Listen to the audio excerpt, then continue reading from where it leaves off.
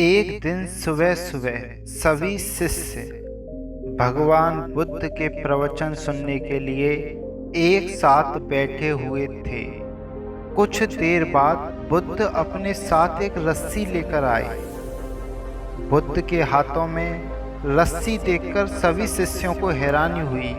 बुद्ध अपने आसन पर बैठे और उन्होंने रस्सी में एक के बाद एक 3 गांठ बांध दी।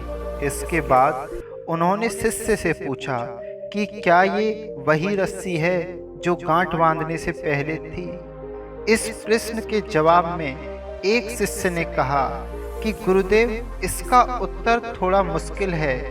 ये हमारे देखने के तरीके पर निर्भर करता है। एक तरह से तो रस्सी वही है, इसमें कोई बदलाव नहीं है।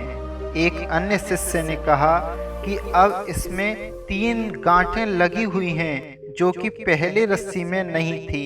इसे बदला हुआ भी कह सकते हैं। कुछ शिष्यों ने कहा कि वास्तव में मूल रूप से रस्सी वही है, लेकिन बदली हुई दिख रही है, लेकिन इसका मूल स्वरूप बदला नहीं है। शिष्यों की बात सुनकर बुद्ध ने कहा कि आप सभी सही बोल रहे हैं, अब मैं इन गांठों को खोल देता हूँ।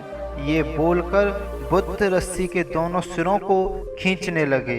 बुद्ध ने पूछा कि क्या इस प्रकार रस्सी की गांठें खुल जाएंगी?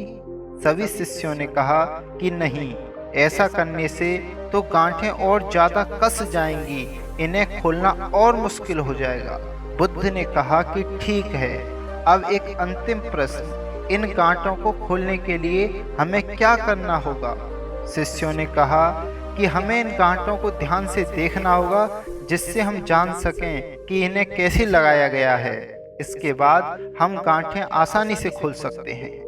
बुद्ध इस जवाब से संतुष्ट हो गए और उन्होंने कहा कि ये सही बात है। हम परेशानियों में फंसे रहते हैं और बिना कारण जाने ही उनका हल खोजने लगते हैं, जबकि हमें पहले समस्याओं के मूल को समझना चाहिए। जब समस्याओं की वजह समझ आ जाएगी तो उन्हें सुलझाना बहुत ही आसान हो सकता है।